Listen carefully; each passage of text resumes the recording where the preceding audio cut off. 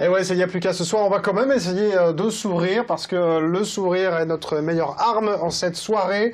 Je suis accompagné d'invités, bien sûr, dans cette nouvelle année. On ne change pas tout, même s'il y a des choses qui vont changer, vous allez le voir pour 2015. Deux invités, deux chroniqueurs en plateau. Je vais commencer par saluer Cécile Cholet. Bonsoir Cécile. Bonsoir. Bienvenue, on va parler avec vous dans un instant de culture. Allez, parce que vous occupez de la culture sur un nouveau territoire, vous allez nous expliquer. Oui. Enfin, il y a une redistribution, mais c'est important parce qu'il faut organiser la culture et la promotionner et la mettre en place. C'est une organisation. On va parler musique aussi avec Jean-Louis Bouillat. Bonsoir Jean-Louis. Bonsoir. Merci d'être sur le plateau de Y'a plus qu'à. On va parler de Bombarde avec vous. Oui, absolument. Ah, exactement. Et de Karina. Et de Karina, voilà. On va parler de musique et puis une musique originale. Vous allez voir ça dans un instant, chers amis téléspectateurs. Juste après que j'ai salué mes deux chroniqueuses en plateau ce soir, il y a Esther et Patricia. Bonsoir les filles. Bonsoir, ça va?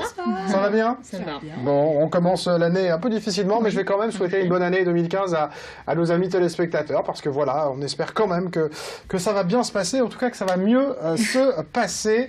On peut difficilement faire pire remarquer. Allez, on va quand même parler ce soir de ce qui se passe ensemble, parce qu'il va se passer plein de choses ce week-end, et on va aller changer les idées, ça sera une bonne idée je pense, et on pourra aller écouter de la musique par exemple, parce que l'association que vous représentez fait des choses assez originales, parce que vous proposez quand même depuis 17 ans des concerts gratuits. Gratuit. Et ça quand même, c'est bon, alors ça arrive, on présente souvent des choses gratuites, mais là un concert, c'est pas toujours évident à organiser, mais vous proposez ça gratuitement. Pourquoi? C'était quoi l'idée de base? L'idée de base, c'était de faire participer un maximum d'auditeurs qui ne viendraient pas au concert si c'était pas gratuit. Voilà, donc c'est tout simple.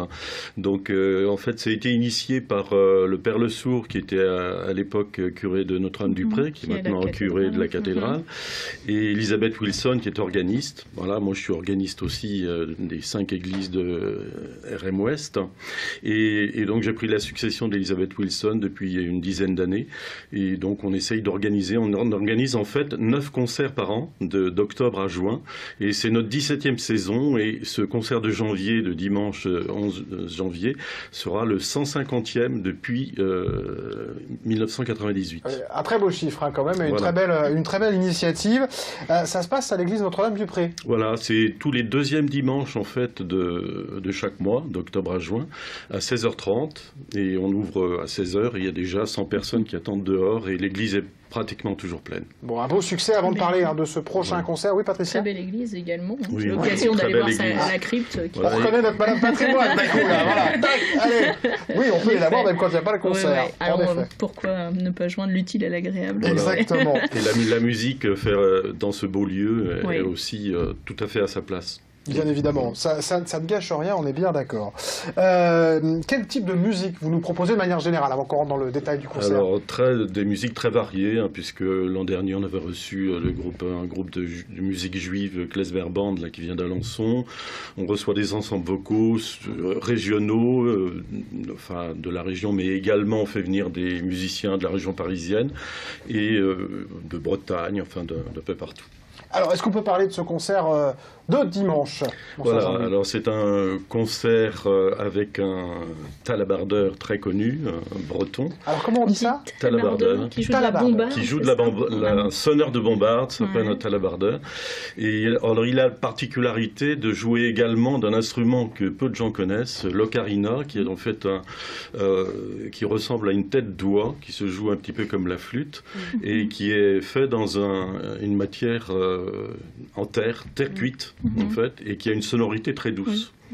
Voilà, donc il joue à la fois des deux, et donc il y a à la fois la bombarde qui sonne, reposant pour les oreilles, et donc il est accompagné par un organiste, Jean-Cédric Salin, voilà, et donc on aura un concert très varié avec de la musique bretonne, des complaintes, des airs, des mélodies, des chansons et des danses bretonnes. Je vous propose qu'on écoute justement quelques instants cette jolie musique. Absolument.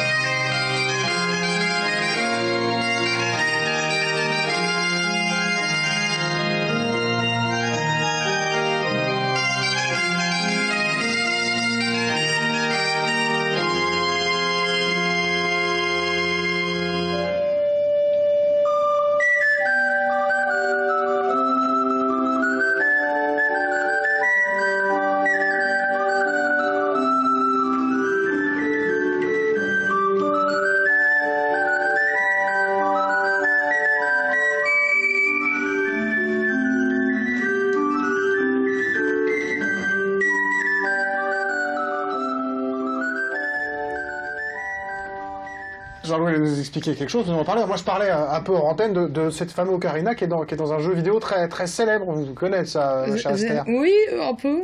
Je suis une fille, moi, les jeux vidéo. Zelda qui va sauver la princesse Zelda. Vous, les jeux vidéo. Non, c'est Lynx qui va sauver la princesse Zelda. Ouais, mais moi, j'étais dans une autre marque, donc je connais pas trop cette marque-là. Vous me disiez aussi une particularité, Jean-Louis?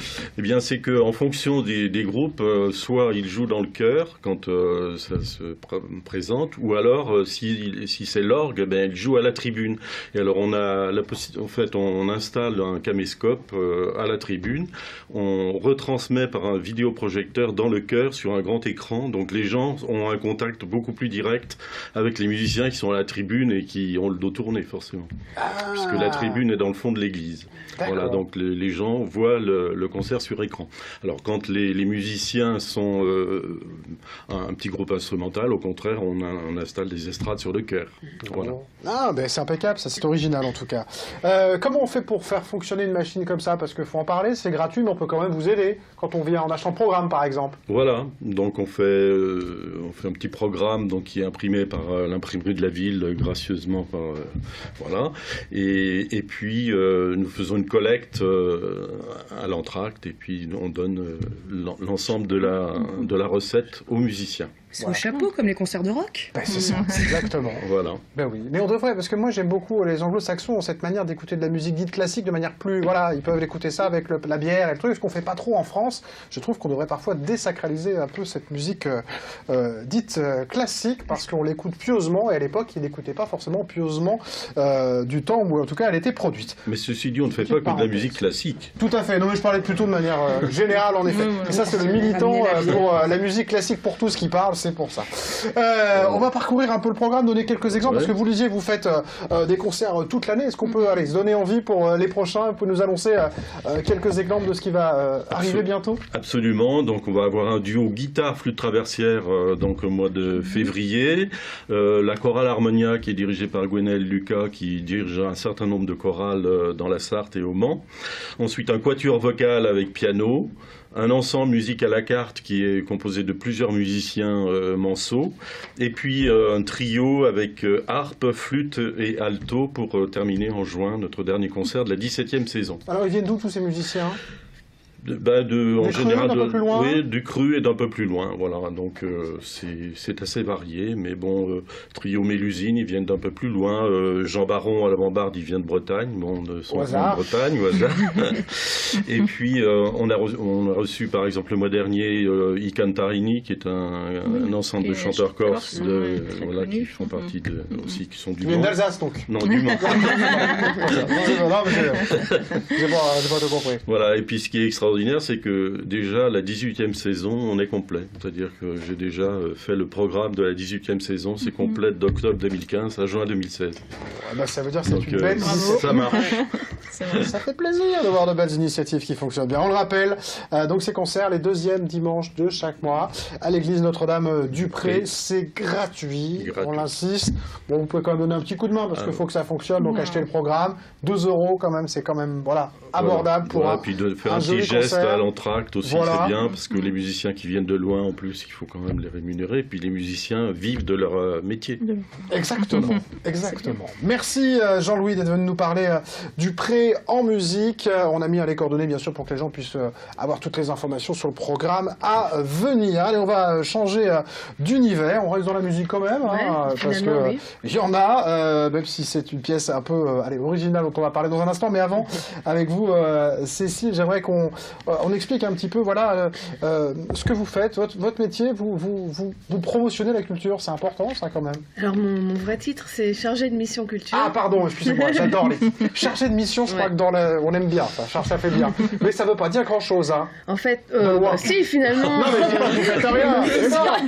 Une mission qu'elle doit accomplir. Ça englobe pas mal de postes. L'extérieur, vous voyez, boulanger, on voit bien. Vous voyez le boulanger ce qu'il fait. À l'animateur télé, on voit à peu près, même si ça soulève des questions. Culture après les chargés de mission, il y en a quand même dans tous les métiers. Donc voilà. Qu'est-ce que vous faites parce qu'il y a eu une restructuration sur un communauté de communes qui a globalisé un peu tout ça. C'est bien. Au 1er janvier 2014, il y a eu fusion de 2 communautés de communes et 2 communes, Noyen et Tassé, qui ont rejoint. Donc en fait, on est passé sur une communauté de communes, Loué-Brulon-Noyen, son nouveau nom, avec 18 000 habitants et 29 communes. Et la communauté de communes et le nouveau président et la nouvelle équipe a décidé de reprendre en direct la programmation de spectacles sur son territoire et donc de créer un poste. Bon. Voilà. Et de promotionner de manière organisée la culture sur ce territoire. De faire un peu plus en interne le programme de la saison culturelle sur le territoire. Bon. Et bientôt, il y a le 24 janvier des choses qui se passent du côté de Brulon. Voilà, donc en fait, on a sur toute la saison, on a 8 à 9 communes qui reçoivent les spectacles. Donc ça tourne un peu pour essayer... des diffusions, en fait. Voilà, pour essayer de s'approcher. Enfin, vraiment, l'ambition de cette année, de cette saison, c'est de s'approcher du public pour après le faire venir dans des lieux plus dédiés au spectacle, etc. Donc là, on sera à l'espace Vègre et Champagne à Brulon, avec un trio féminin qui s'appelle les banquettes arrière, parce qu'il se passe beaucoup de choses sur les banquettes arrière. Ah, mais vous faites ce que vous voulez dans votre voiture, Cécile, après ça... c'est un peu une double soirée, c'est une formule un peu cabaret, c'est-à-dire qu'on propose aux gens de s'installer autour de petites tables, on leur offre des petites choses à déguster, une chose à boire, un petit verre de pétillant. Et puis en première partie, il y a les Chantoyants de Noyen, qui est une chorale amateur, qui est dirigée par une artiste sartoise, Lola Baye. Oui, qui est assez connue. Voilà, donc qui est aussi qui est chef de chœur et qui travaille aussi avec des amateurs. Donc voilà, c'est une double soirée où on a un travail amateur présenté en première partie, un travail professionnel en seconde partie.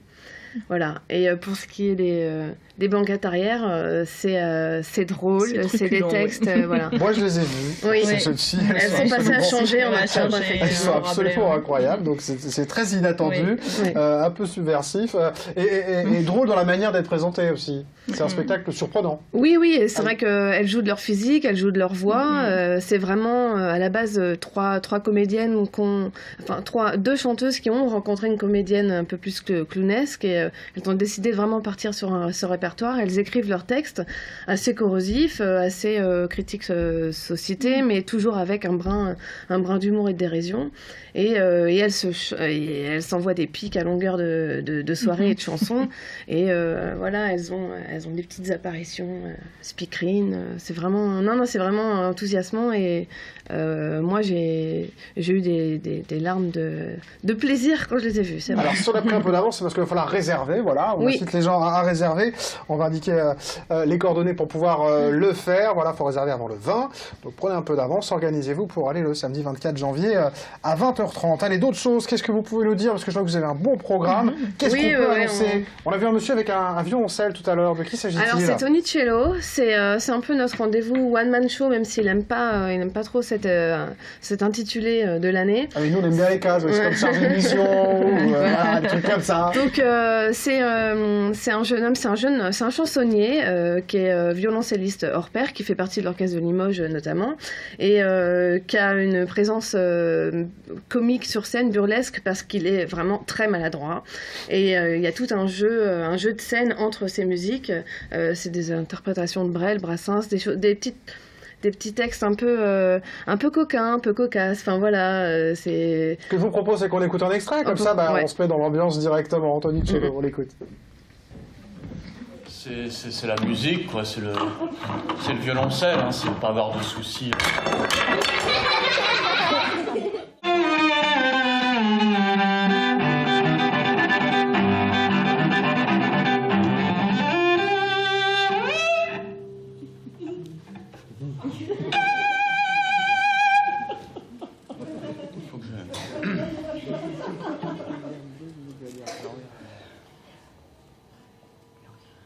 Se coucher tard, nuit.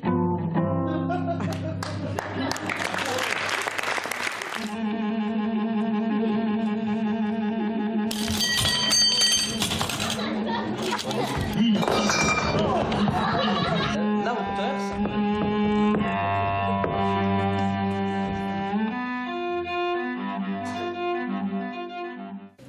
Ah, monsieur, répond la petite bonne.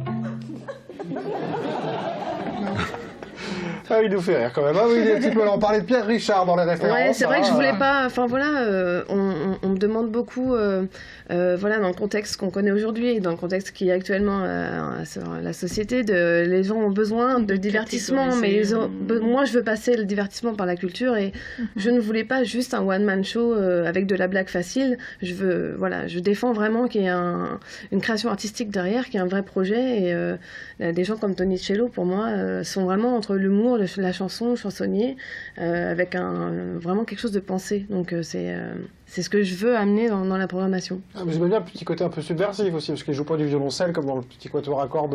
Non, voilà, il le prend un peu pour une guitare des fois. Ah, mais voilà. bon, Il le remue un peu d'une manière un petit peu moins orthodoxe que ce qu'on peut connaître. Quels sont les grands rendez-vous à venir sur 2015 ? Est-ce que vous avez des choses qui sont prévues, calées pour cette belle année 2015, j'espère ? Il y a au 1er mai toujours un rendez-vous alloué, cirque et musique, donc un rendez-vous en extérieur qui est quasiment le seul événement en extérieur.